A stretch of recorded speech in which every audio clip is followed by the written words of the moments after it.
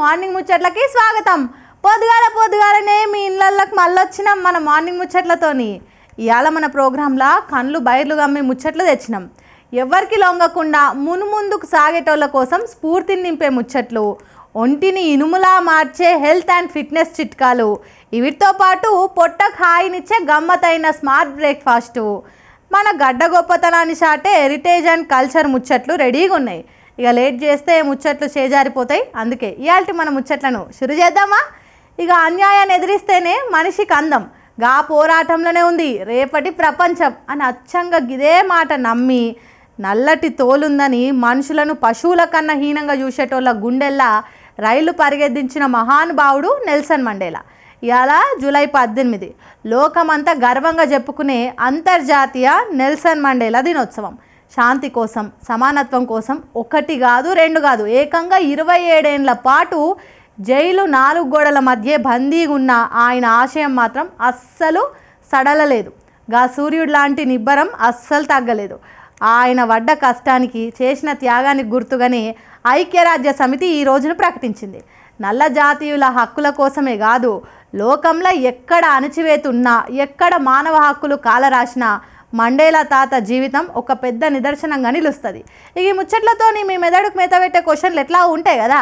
పాండ్రిమల July 19, 2026 హైదరాబాద్లో ప్రారంభమయ్యే బోనాల ఉత్సవాలకు తొలి బోనం ఏ ఆలయంలో సమర్పిస్తారు? ఈ క్వశ్చన్కు ఆప్షన్స్ వచ్చేసి ఏ లాల్ దర్వాజా మహంకాళి ఆలయం, బి ఉజ్జయిని మహంకాళి ఆలయం సికింద్రాబాద్, సి గోల్కొండ శ్రీ జగదాంబ మహంకాళి ఆలయం, డి పెద్దమ్మ తల్లి ఆలయం. ఇక మన మార్నింగ్ ముచ్చట్లను లాస్ట్ వరకు చూడండి, నేను కరెక్ట్ ఆన్సర్ ఏందో అప్పుడు చెప్తా. ఇక ఆషాఢ మాసం వచ్చిందంటే చాలు మన హైదరాబాద్లో ఏ గల్లీలో చూసినా ఒకటే రగడ, ఒకటే సంబురం. ఇండ్ల ముంగట కల్లాపి జల్లి, పసుపు నీళ్లు కొట్టి, వేపాకు తోరణాలు కడితే గాలిలో కూడా అమ్మవారి వాసన వస్తుంది. డప్పుల దరువు పడితే చాలు ముసలోళ్ళకు కూడా ఊపొచ్చి గిర్ర గిర్ర తిరుగుతారు. అసలు బోనాల పండుగ అంటేనే మన తెలంగాణ ఆత్మగౌరవం. గోల్కొండ కోటల కాడ మొదలయ్యే ఈ జాతర లష్కర్, ఉజ్జయిని మహంకాళి, పాత బస్తీ, భాగ్యలక్ష్మి అమ్మవారి దాకా నగరం అంతా ఎటు చూసినా గజ్జల సప్పుల్లే. ఇక ఆషాఢ మాసం వచ్చిందంటే చాలు మన హైదరాబాదులో ఏ గల్లీలో చూసినా ఒకటే రగడ, ఒకటే సంబరం. ఇండ్ల ముంగట్ల కల్లాపి చల్లి, పసుపు నీళ్ళు కొట్టి, యాపాకు తోరణాలు కడితే గాలిలో కూడా అమ్మవారి వాసన కనిపిస్తుంది అన్నట్టు. డప్పుల దరువు పడితే చాలు ముసలోళ్ళకి కూడా మంచి ఊపొచ్చి గిరగిరా తిరుగుతారు. అసలు బోనాల పండగ అంటేనే మన తెలంగాణ ఆత్మగౌరవం. గోల్కొండ కోటల కాడ మొదలయ్యే గీ జాతర లష్కర్, ఉజ్జయిని మహంకాళి, పాత బస్తీ, భాగ్యలక్ష్మి అమ్మవారి దాంకా నగరం అంతా కూడా ఎక్కడ చూసినా గజ్జల సప్పుళ్ళే వినిపిస్తాయి.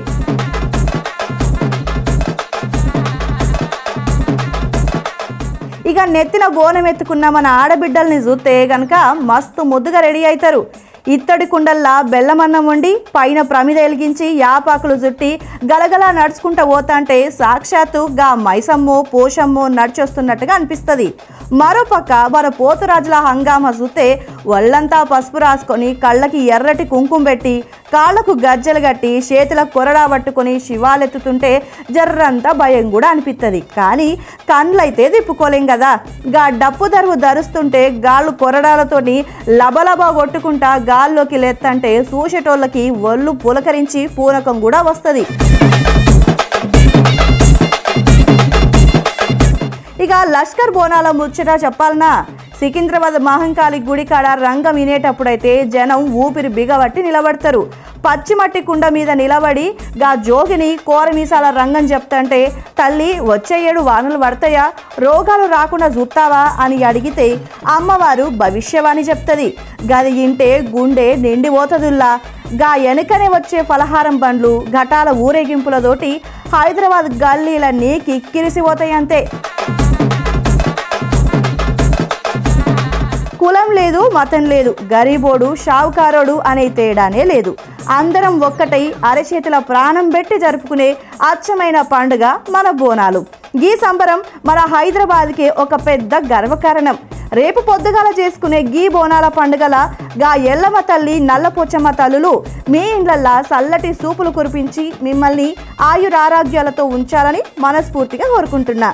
అందరికీ బోనాల పండుగ శుభాకాంక్షలు.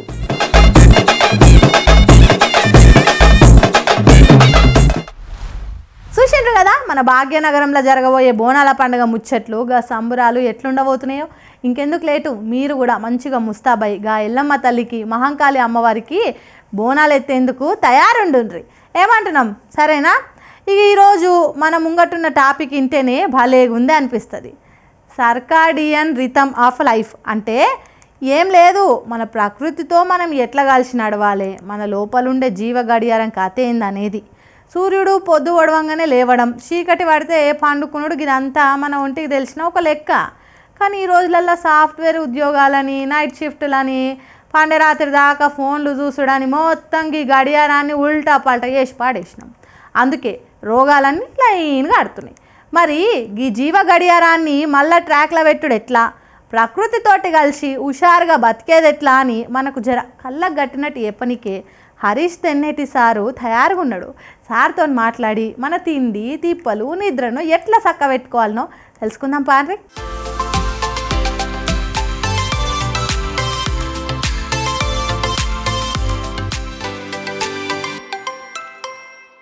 ఈ సృష్టిలో అన్ని చక్రముగా తిరుగుతుంటాయి.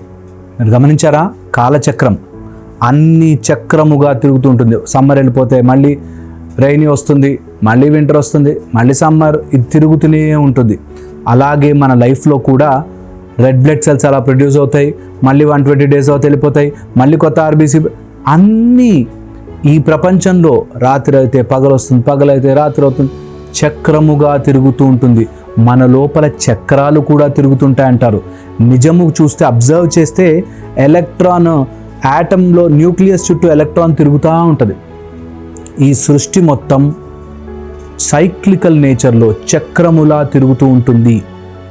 ఎవరైతే ఈ చక్రాన్ని అనుసరించారో వాళ్ళ జీవితంలో చాలా తొందరగా అనారోగ్య పాలవుతారు, ఆలోచన రహితంగా అయిపోతారు, ఏం చేస్తున్నారో తెలియకుండా అయిపోతారు, కష్టాల రూపంలో ఏవేవో వాళ్ళ జీవితంలోకి వస్తుంటాయి. ఇది ఒక బ్యూటిఫుల్ మెథడాలజీ, మీరు ట్రై చేసి చూడండి. మన జీవితం ఎప్పుడైనా గాడి తప్పింది, ఆర్ అనుకున్నట్టుగా లైఫ్ ఉండట్లేదు, సక్సెస్ రావట్లేదు, నాకేదో ఇంకా గెలుపు నా దగ్గరికి ఇంకా రాలేదు, ఆర్ నేను అనుకున్నది సాధించలేకపోతాను అనిపిస్తే ఎక్కడో ఈ చక్రము నుంచి దాటి బయటకు వచ్చారు. రాత్రిపూట నిద్రపోవాల్సిన టైంలో ఫోన్ చూస్తూ కూర్చుంటున్నారేమో, ఈ చక్రము నుంచి మిస్ అయిపోతున్నారు. కరెక్ట్గా ఏ సమయానికి ఏం చెయ్యాలో అది చెయ్యకుండా ఈ cyclical nature, the circadian rhythm of లైఫ్ని మిస్ అవుతున్నారేమో.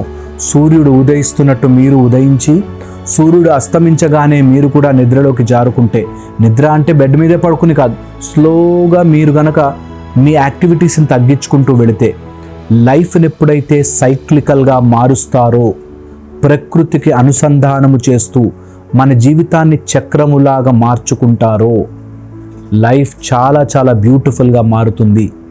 ఈ విషయం చాలామందికి, పిల్లలకి ఈ రోజుల్లో తెలియక రాత్రిపూట ఎక్కువసేపు ఫోన్లు చూడడం కానీ, లేకపోతే లేటుగా నిద్ర లేవడం కానీ, లేకపోతే చెయ్యాల్సిన టైంలో చెయ్యాల్సిన పని చెయ్యకపోవడం కానీ.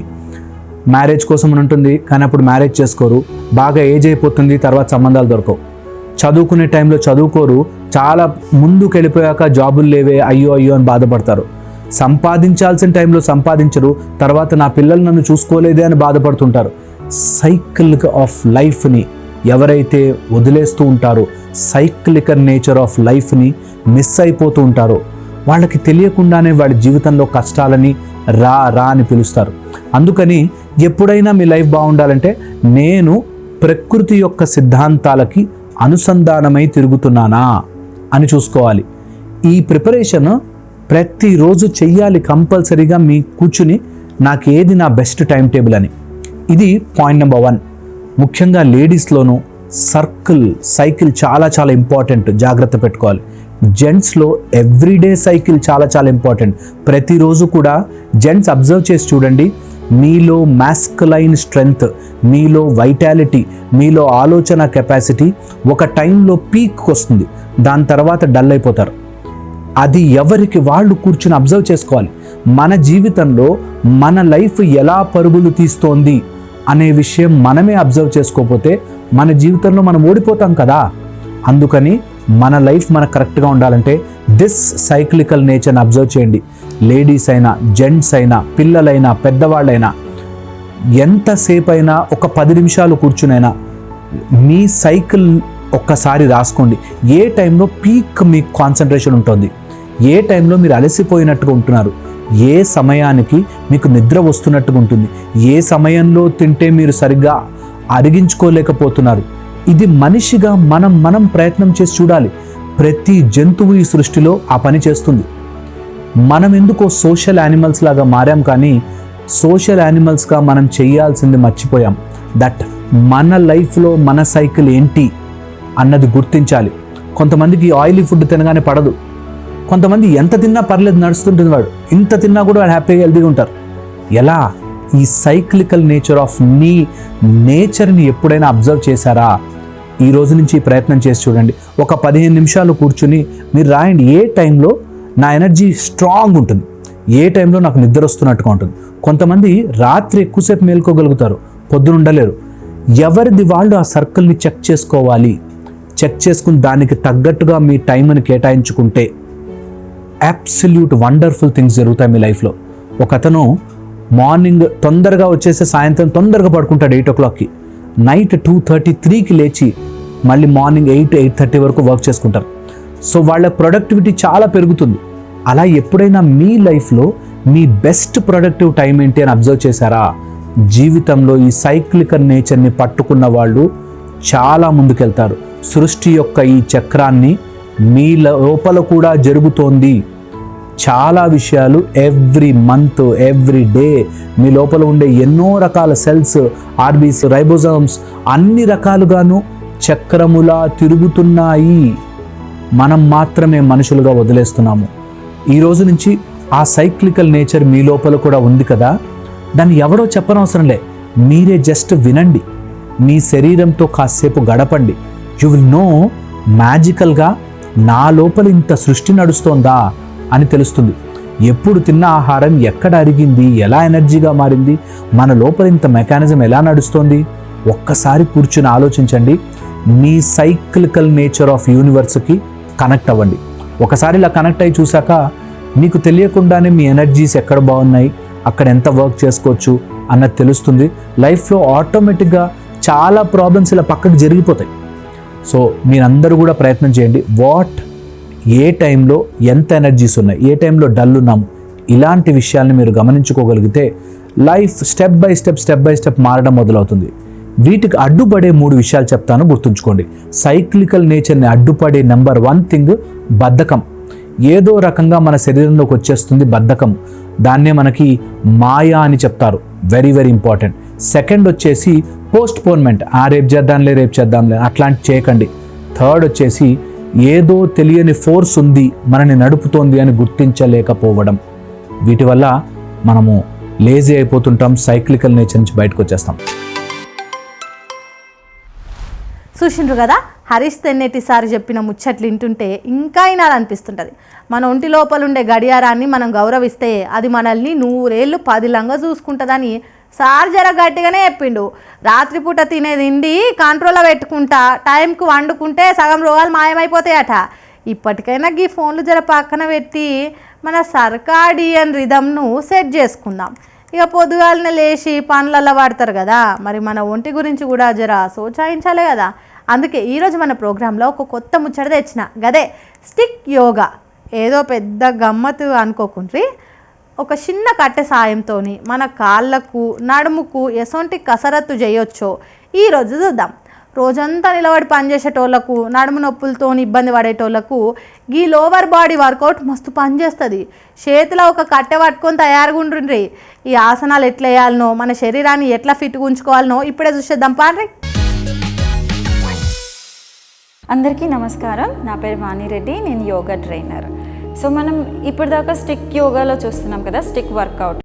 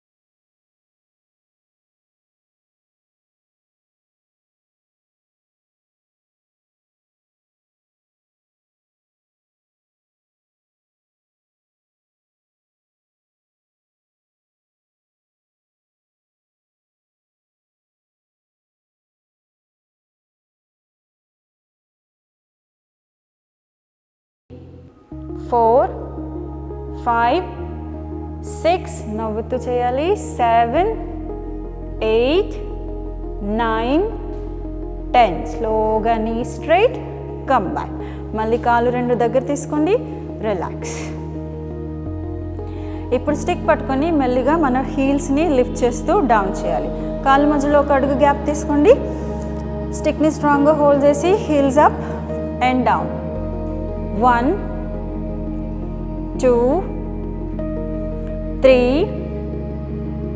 4 5 6 7 8 9 10 లిఫ్ట్ చేసి హోల్డ్ చేయాలి. 1 2 వీలైనంత పైకి లిఫ్ట్ చేయండి హీల్స్ని.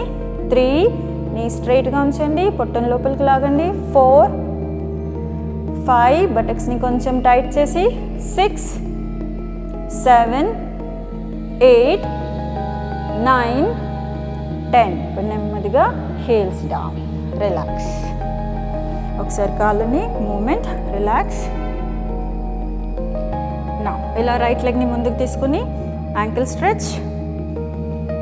1 2 3 4 5 రొటేట్. 1 2 3 4 5 రివర్స్.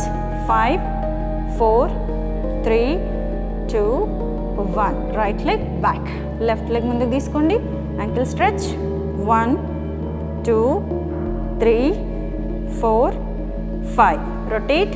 1 2 3 4 5 రివర్స్. 5 4 3 2 1 స్లోగా సెంటర్ లెగ్ బ్యాక్. మన మార్నింగ్ ముచ్చట్లలో ఒక చిన్న బ్రేక్ తీసుకుందాం. మన ముచ్చట్లకు తిరిగి స్వాగతం. చూసిండ్రు కదా, ఒక చిన్న కట్టెను పట్టుకొని మన కాళ్ళకి ఎంత మంచి ఎక్సర్సైజ్ చేయొచ్చో. ఇవన్నీ కనుక రోజు ప్రాక్టీస్ చేస్తే కాళ్ళ నొప్పులు మాయమవుతాయి, ఒళ్ళు కూడా తేలికగా అనిపిస్తుంది. ఈ పనులొత్తిడిలో పడి మన ఆరోగ్యాన్ని అస్సలు మర్చిపోవద్దు. పొద్దుగా లేవగానే గిసొంటి జర చేస్తేనే రోజంతా హుషారుగా ఉంటాం. ఇక తిండి విషయానికి వస్తే ఇందులో కొన్ని రూల్స్ ఉన్నాయి. మరి ఏది ఎట్లా తినాలనో గట్లనే తింటే కరెక్ట్ కదా. మనకున్న నాస్తాలల్లో ఈజీ నాస్తా అనగానే అందరికీ అదికి వచ్చేది ఆమ్లెటు. ఈ ఆమ్లెట్ను టక్కున చేసి ఇలా టక్కున మింగేస్తుంటారు. ఇవాళ రేపు ఈ ఆమ్లెటు పట్టణాలలో ఉండేటోళ్ళకు ఫాస్ట్ నాస్తా, ఫ్యాషన్ నాస్తా. మరి గిసొంటి నాస్తాని ఇంకా ఫ్యాషనబుల్గా ప్రోటీన్స్ చేర్చి చేస్తే ఎట్లుంటుంది? మస్తు ఉంటుందిలే. మస్తుగా ఉండాలనే మీకోసం పాలకూర ఎగ్స్ కలిపి పాలకూర ఆమ్లెట్ని ఎట్లా తయారు చేయాలనో నేనే చెప్తా, ఇనుండ్రి. Welcome to smart breakfast. నేను డాక్టర్ పూజశ్రీ. ఇవాళ మనం పాలకూర ఆమ్లెట్ ఎలా చేయాలో తెలుసుకుందాం. పాలకూర ఆమ్లెట్ కావాల్సిన పదార్థాలు: చీజ్, ఎగ్స్, పాలకూర, బెల్ పెప్పర్, పసుపు, ఓట్స్, ఆయిల్, సాల్ట్, కారం. ముందుగా పాలకూరని చిన్న పీసెస్లోకి తీసుకొని దీంట్లో ఓట్స్ కూడా దీంట్లో కలుపుకోవాలి. 3 eggs దీన్ని బీట్ చేసుకొని వేసుకోవాలి.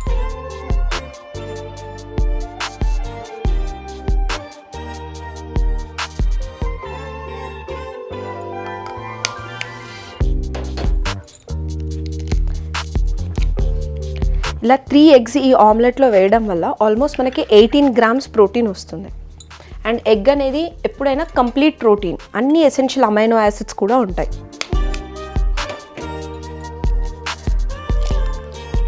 ఇలా 3 eggs బీట్ చేసుకొని వేసుకున్నాక కింద ఉన్న ఓట్స్ అండ్ ఆమ్లెట్ రెండు మిక్స్ అయ్యేలాగా కలుపుకోవాలి.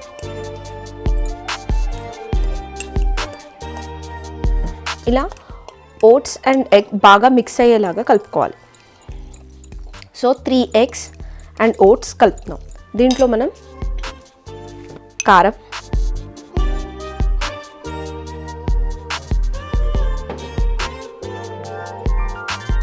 కొంచెం సాల్ట్, పసుపు, ఆనియన్స్ కలుపుకోవాలి.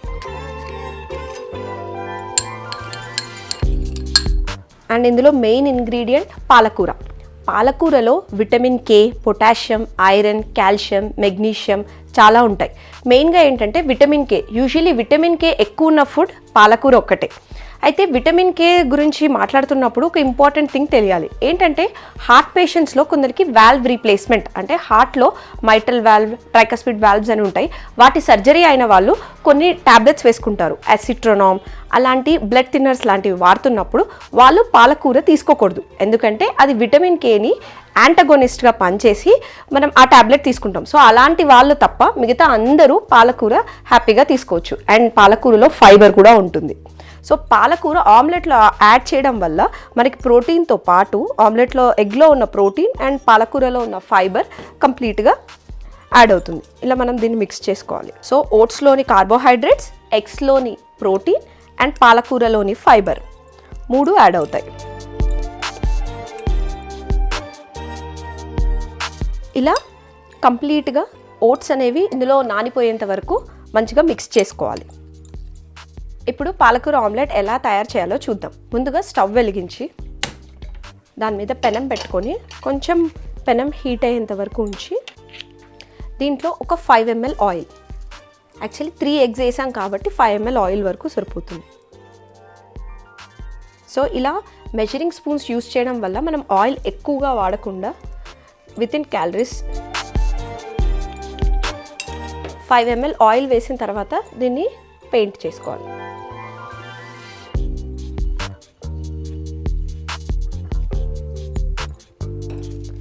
ఇప్పుడు మనం తయారు చేసుకున్న ఐటమ్ని ఇందులో ఆమ్లెట్లా వేసుకోవాలి.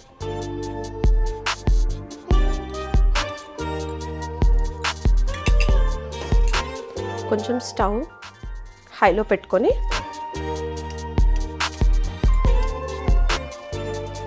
ప్రాపర్గా కాల్చుకోవాలి.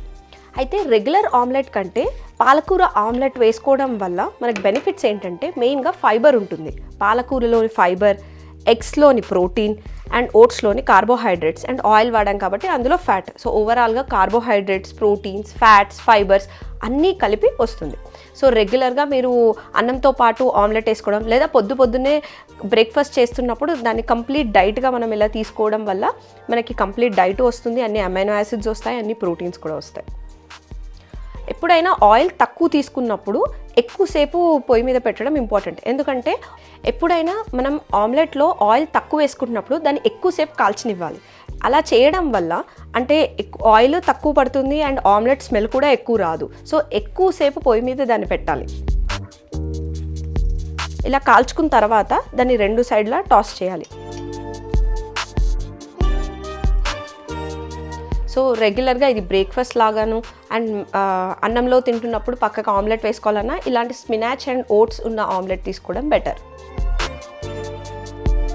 సో ఇలా పాలకూర ఆమ్లెట్ తీసుకోవడం వల్ల ఇది మార్నింగ్ బ్రేక్ఫాస్ట్ గాను తీసుకోవచ్చు అండ్ మధ్యాహ్నం అన్నంతో పాటు ఆమ్లెట్ వేసుకోవాలంటే ఎప్పుడు పాలకూర యాడ్ చేయండి. దానివల్ల ఫైబర్ కూడా యాడ్ అవుతుంది, దాంట్లో ఉన్న ప్రోటీన్, ఫైబర్ అండ్ ఫ్యాట్స్ ఓవరాల్గా న్యూట్రియంట్స్ అన్నీ అందుతాయి. పిల్లలు, పెద్దవాళ్ళు అందరూ తీసుకునే ఫుడ్. ఇప్పుడు కొంచెం కాలిన తర్వాత దీనిపైన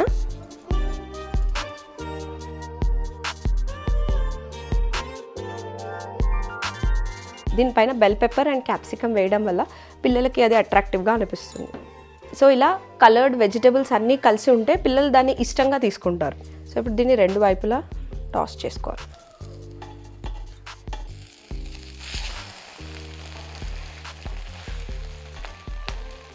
మనం ఇందులో ఓట్స్ అండ్ పాలకూర వేయడం వల్ల అది చాలా ఫుల్లింగ్గా కూడా ఉంటుంది.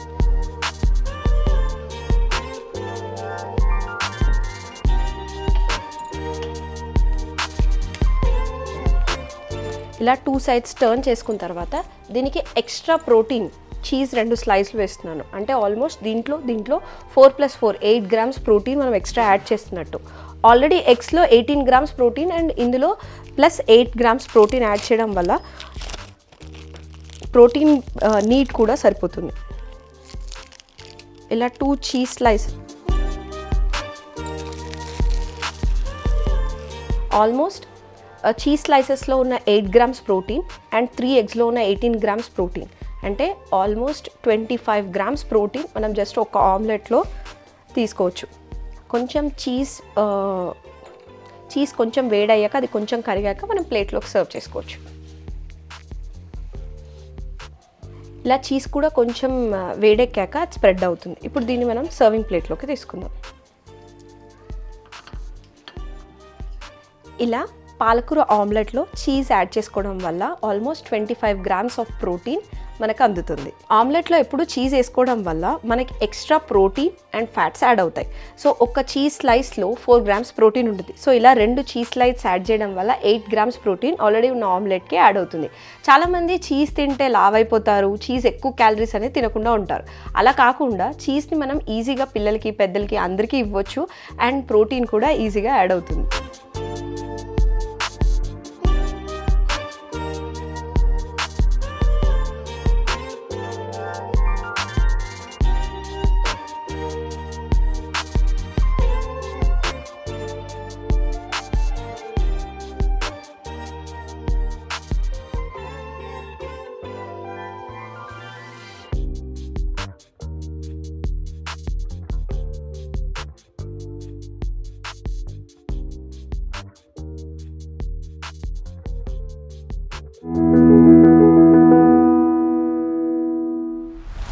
చూసిండ్రు కదా, ఇక వేడి వేడి పాలకూర ఆమ్లెట్ ఎంత జల్దీగా రెడీ అయిందో. దీని రుచి చూస్తే మీకే తెలుస్తుంది. ఈ పాలకూర ఆమ్లెట్ ఉత్తగానే రుచికే కాదుల్లో, ఇందులో ఐరను, కాల్షియము, మెగ్నీషియం అసొంటి మస్తు మినరల్స్ ఉన్నాయి. కండలు పెంచాలన్నా ఒంట్లో సత్తు ఉండాలన్నా ఇసొంటి బలమైన నాస్తా చేయాలి. మరి ఇంకెందుకు లేటు, మీరు కూడా ఇట్లనే ఇంట్లో జల్దీ వేసుకొని తిను, ఎట్లుంటుందో చెప్పుండ్రి. ఇక కడుపు నిండే నాస్తా గురించి చెప్పినా కదా, ఇప్పుడు మీ అందరి కళ్ళు నిండే దాని గురించి కూడా చెప్తా. ఇక నిన్నటి ముచ్చట్లలో మనం రామేశ్వరం బండ మీద ఉన్న అద్భుతమైన శిల్పాల గురించి, అట్లనే ఇక్కడి ఆదివాసుల జీవన విధానం గురించి ఎన్నో కొత్త ముచ్చట్లు తెలుసుకున్నాం కదా. కానీ పటాన్ చెరువు కథ అంతటితో అయిపోలేదు. అక్కడున్న చెరువు, చెరువు గట్టున ఆకాశాన్ని దాకుతున్నట్టు నిలబడ్డ పాతకాలపు ధ్వజస్తంభము, వీటన్నిటి వెనక మస్తు పెద్ద కథనే ఉంది. దానికి తోడు అప్పట్లో ఈ ప్రాంతాన్ని వెళ్ళిన పంపారసుడు అనే రాజు ఈడ రాయించిన శాసనాలు ఏముంది, అక్షరాల వెనక దాగున్న రహస్యాలేంది, అసలు ఈ ధ్వజస్తంభం ఎప్పటిది, దీని పుట్టు పూర్వోత్తరాలు ఏంది అని తెలుసుకోవాలని ఉంది కదా. మరి ఎందుకు లేటు, ఈ విషయాలన్నిటినీ మన కళ్ళకు గట్టినట్టు చెప్పనీకే మన ధీరజ్ సారు రెడీగా ఉన్నారు. పాండ్రి మళ్ళా.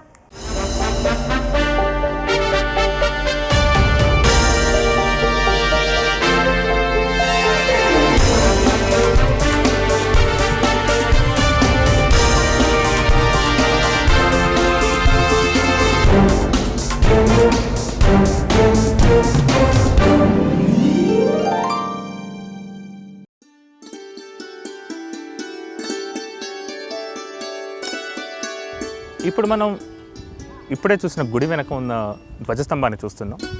ఇది చాళుక్య కాలం నాటి లేక్లో ఉంది. ఈ లేక్ ధ్వజస్తంభం ఈ రెండు సుమారుగా 1000 సంవత్సరాల పాత.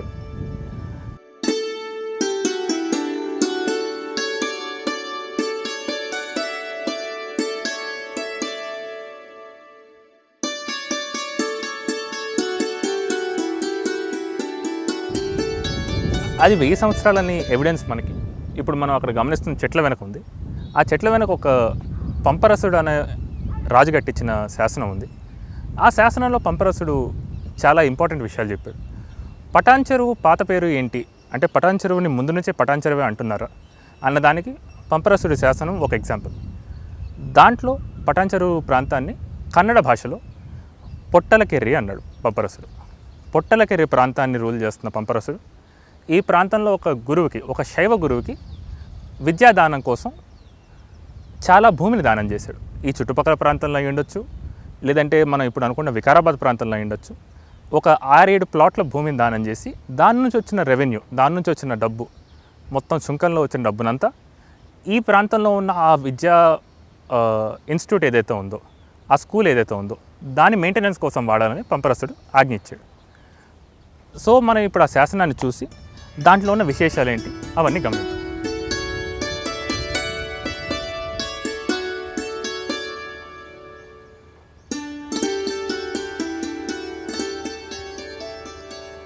ఇప్పుడు మనం చెరువు అవతల పక్కన నుంచి మెల్లగా నడుచుకుంటూ వస్తూ చెరువు కట్ట మీదకి వచ్చాం. ఈ కట్ట మీద మనం మెల్లగా గమనిస్తే అటు పక్కగా మనం ఇందాకే చూసింది ఇక్కడ మీరు చూడొచ్చు. ఇందాకే చూసిన మన ధ్వజస్తంభాన్ని చూడొచ్చు. దానికి అటువైపుగా మనకి గుడి ఆనవాళ్ళు కూడా కనిపిస్తున్నాయి. సో మనం అటువైపు నుంచి చెరువుకి ఇటువైపు వచ్చాం. పటాన్ చెరువు ప్రాంతానికి సంబంధించిన చాలా ముఖ్యమైన ఒక శాసనం ఇక్కడే ఉంది, ఈ చెట్టు వెనకే ఉంది. ఇప్పుడు మనం దాని వైపు వెళ్ళబోతున్నాం. దాంట్లో ఉన్న చారిత్రక ఇన్ఫర్మేషన్ని, దాంట్లో ఉన్న చారిత్రక ఇన్సిడెంట్స్ని, వాటిని మనం గమనిద్దాం. ఇప్పుడు అటువైపుగా వెళ్దాం.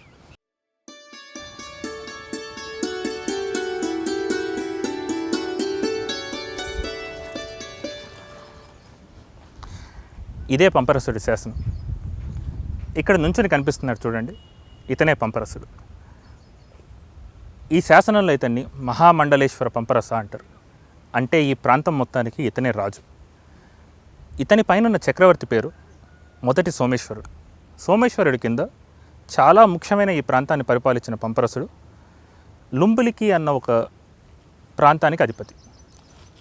ఈ లుంబిలికి అని ఏదైతే ఉందో అది ప్రస్తుతం ఉన్న మన మెదక్ జిల్లా, వికారాబాద్ జిల్లా, రంగారెడ్డి జిల్లా, ఈ మోడర్న్ 3 జిల్లాలకు కలిపితే ఉండే ప్రాంతమే ఒకప్పటి లుంబిలికి. పంపరసుడు మీరు ఇక్కడ చూస్తే పంపరసుడు ఒక అతనికి ఏదో ఇస్తున్నాడు. ఆ ముందున్న వ్యక్తి కూర్చొని ఉన్నాడు. ఈ ముందున్న వ్యక్తి ఖచ్చితంగా పంపరసుడు గురువై ఉంటారు. ఆయన పేరు కూడా ఈ శాసనంలో ఉంది. ఆయన పేరే సోమేశ్వర పండితుడు. సోమేశ్వరుడు ఒక శైవ గురువు. ఆయన ఈ ప్రాంతంలో ఒక విద్యాలయాన్ని స్థాపించారు. శైవుల కాలంలోనే సాధారణ వ్యక్తులకి విద్యా ఇన్ఫ్రాస్ట్రక్చర్ అంటారు కదా మనం, ఎడ్యుకేషనల్ ఇన్స్టిట్యూట్స్ అంటే యూనివర్సిటీలు కానీ కాలేజీలు కానీ శైవుల గురువులే ఎస్టాబ్లిష్ చేసేవాళ్ళు. అలాగ సోమేశ్వర పండితుడు రామేశ్వరం బండ విద్యా వ్యవస్థకి పంపరసుడు ల్యాండ్ ఇచ్చాడు. అది కూడా ఒక్క చోట కాదు, పంపరసుడికి ఉన్న ప్రాంతం మొత్తంలో ఆయన సుమారుగా 5-6 ప్లాట్స్ ఇచ్చారు. వాటి ద్వారా వచ్చే మొత్తం ఆదాయాన్ని ఈ విద్యా వ్యవస్థకి వాడాలి అని పంపరసుడి ఆజ్ఞ. ఇది ఎంత గొప్ప కార్యం అంటే పంపరసుడే కాకుండా ఇప్పుడు మన మహబూబ్ నగర్ జిల్లా, ఒకప్పటి ఉమ్మడి మహబూబ్ నగర్ జిల్లా, ఆ ప్రాంతానికి చెందిన కండూరి నాడు అనేవాళ్ళు అప్పుడు దాన్ని. కండూరి నాడు రాజు కూడా ఇంత గొప్ప కార్యం చేస్తున్నారు కాబట్టి ఆయన కూడా ఆయన ప్రాంతంలో ఒక ల్యాండ్ ఇచ్చి ఆ ల్యాండ్ నుంచి వచ్చే ఆదాయం ఏదైతే ఉందో అది కూడా ఇక్కడున్న ఇన్స్టిట్యూట్కి వాడాలి అని ఆయన ఈ శాసనంలో కూడా ఆయన పేరు రాయించుకున్నాడు. సో కండూరి బిజ్జల దేవుడు, మన పటాన్ చెరువుకు చెందిన పంపరసుడు, వీళ్ళిద్దరూ కలిసి ఎడ్యుకేషనల్ దానం చేశారు. చూశారు కదా పంపరసుడి 1000 ఏళ్ల శాసనం. ఇది రామేశ్వరం బండ చరిత్ర.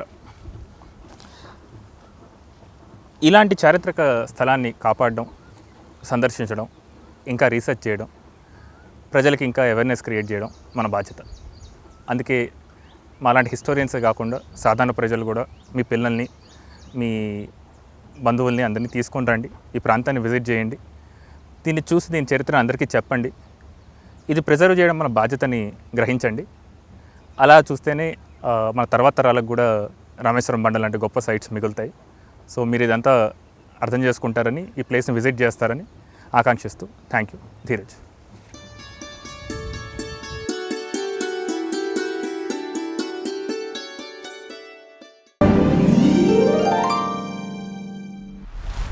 అబ్బబ్బబ్బబ్బా, ఏం కథ, ఏం చరిత్ర అసలు!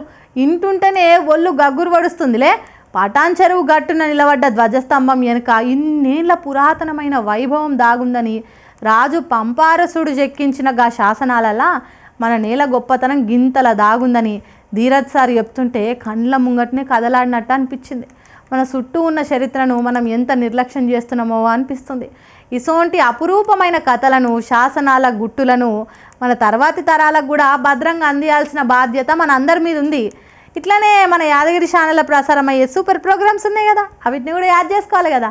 పాండ్రా వీటి గురించి కూడా చెప్తా.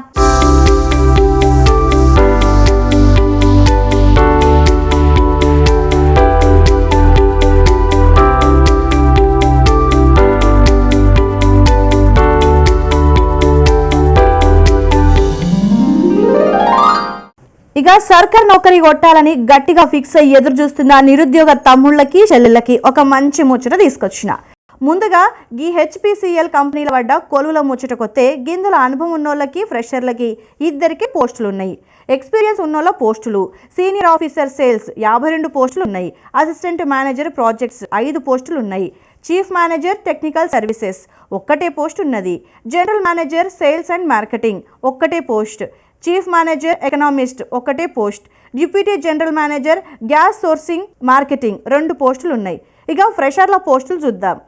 జూనియర్ ఎగ్జిక్యూటివ్ కెమికల్ 37 పోస్టులు ఉన్నాయి. జూనియర్ ఎగ్జిక్యూటివ్ ఫైర్ అండ్ సేఫ్టీకి 17 పోస్టులు ఉన్నాయి. ఈ నౌకరీ దొరికితే పొజిషన్ని బట్టి నెలకి మంచి జీతం కూడా చేతికొస్తుంది. దీనికి ఆన్లైన్లో అప్లై చేసుకునికే లాస్ట్ డేట్ జూలై 20, 2026. ఈ వెబ్సైట్ ద్వారా అప్లై చేసుకోవచ్చు. వెబ్సైట్ వచ్చేసి https:/hindustanpetroleum.com. ఇక రెండో ముచ్చట చూస్తే మెట్రోలో పని చేయాలనే ఆసక్తి ఉన్నోళ్ళ కోసం గీ నోటిఫికేషన్ వచ్చింది. గిందుల వయసు వివరాలతో పాటు పోస్టుల ముచ్చట గిట్లుంది. జనరల్ మేనేజర్స్కి 1 పోస్టు, వయసు గరిష్టంగా 55 ఏళ్ళు ఉండాలి. డిప్యూటీ జనరల్ మేనేజర్ 2 పోస్టులు ఉన్నాయి, గరిష్టంగా 40 ఏళ్ళ వయసు ఉండాలి. Deputy general manager automatic fare collection 1 post ఉంది, దీనికి వయసు గరిష్టంగా 40 ఏళ్ళు ఉండాలి.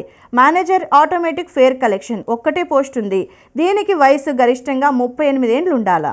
ఇక గీటికి అప్లై చేయాలంటే BE, BTech, ECE, EEE, IT, CSC లేదా ఏదైనా డిగ్రీ పాస్ అయ్యి ఉండాలి. ఇక దీనికి ఆఖరి తేదీ. ఆన్లైన్లో అప్లై చేయడానికి లాస్ట్ డేట్ జూలై 20, 2026. కింద వెబ్సైట్ ద్వారా అప్లై చేసుకోవచ్చు. వెబ్సైట్ వచ్చేసి https:/chennaimetrorail.org. ఇక ఎన్టీపీసీ గ్రీన్ ఎనర్జీకి ఉద్యోగాలు. ఆఖరి ముచ్చట ఏంటంటే పర్యావరణానికి మేలు చేసే గ్రీన్ ఎనర్జీ విభాగంలో పనిచేసేందుకు నోటిఫికేషన్ కూడా పడ్డది. అనుభవం ఉన్నోళ్ళ కోసం ఈ పోస్టులు ఉన్నాయి. డిప్యూటీ జనరల్ మేనేజర్ ఆర్ఈకి 14 పోస్టులు ఉన్నాయి, వయసు 44 ఏళ్ళ లోపు ఉండాలా. ఇక అనుభవం కనీసం 12 ఏళ్ళ ఎక్స్పీరియన్స్ కూడా పక్కాగా ఉండాలంట. అసిస్టెంట్ ఇంజనీర్కి 100 పోస్టులు ఉన్నాయి, వయసు 40 ఏళ్ళ లోపు ఉండాలా. అనుభవం కనీసం 10 ఏళ్ళ నుంచి ఎక్స్పీరియన్స్ అయితే ఖచ్చితంగా ఉండాలా. ఇక ఆన్లైన్లో దరఖాస్తులు జూలై 11 నుంచి షురు అయినాయి. అప్లై చేయనికే లాస్ట్ డేట్ జూలై 31, 2026. సాయంత్రం 6 గంటల లోపు అప్లై చేసుకోవచ్చు. మరిన్ని వివరాల కోసం ఈ క్రింది వెబ్సైట్ని సంప్రదించవచ్చు. వెబ్సైట్ వచ్చేసి www.ngel.in ద్వారా అప్లై చేసుకోవచ్చు.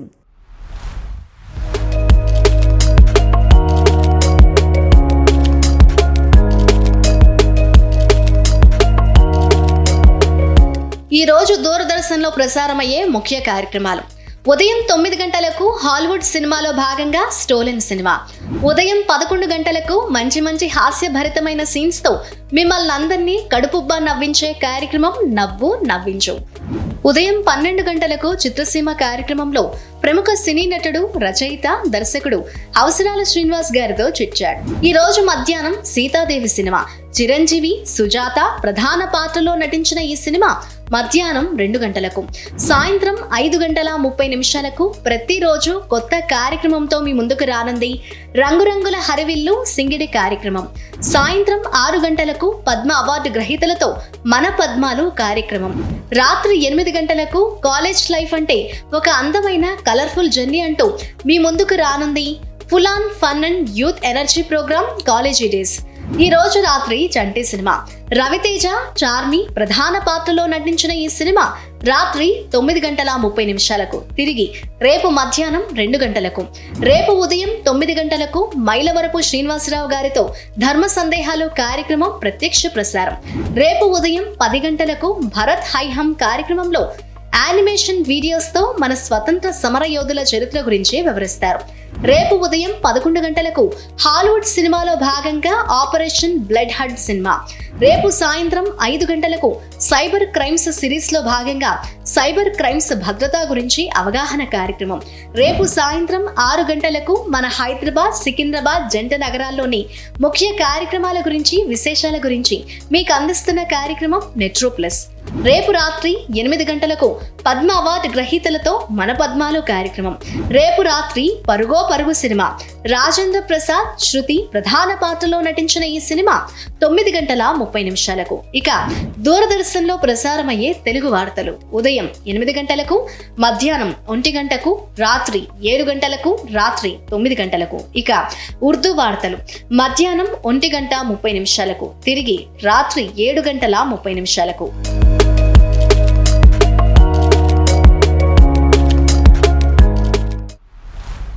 మన ముచ్చట్లు షురు అయ్యే ముంగట ఒక ప్రశ్న అడిగిన యాదుందా?